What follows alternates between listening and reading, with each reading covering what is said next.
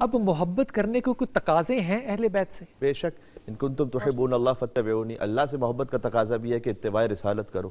تو محبت اللہ سے محبت کا تقاضا ہے کہ اتباع رسالت کرو، اتباع رسول کرو. اتباع کیا رسول کرو. خوبصورت بات ہے. یہ بھی توحید ہے.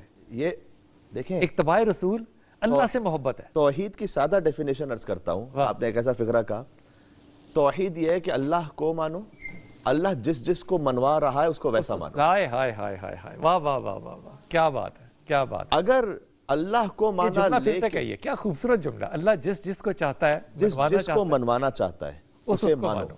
اگر اسے نہیں مانا جسے اللہ منوانا چاہتا ہے تو مجھے معاف فرمائیے گا، پھر یہ توحید نہیں، یہ ابلیسیت ہے. کیا بات. کیوں؟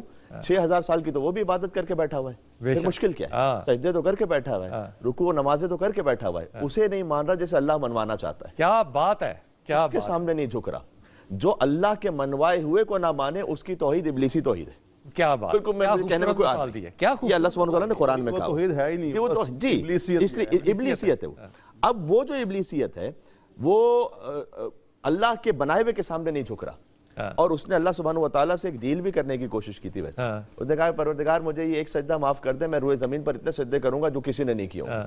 کوانٹیٹیولی تو یہ بڑی اچھی بات ہے کہ ایک سجدے کے بجائے ہزاروں اور کرے گا، لیکن کوالٹیٹیو نہیں. لیکن اللہ سبحانہ وتعالیٰ نے کہا کہ عبادت وہ نہیں جو تو چاہے، عبادت وہ ہے جو میں چاہوں. کیا بات ہے، کیا بات ہے. واہ واہ واہ واہ واہ واہ. عبادت وہ ہے جو میں چاہوں.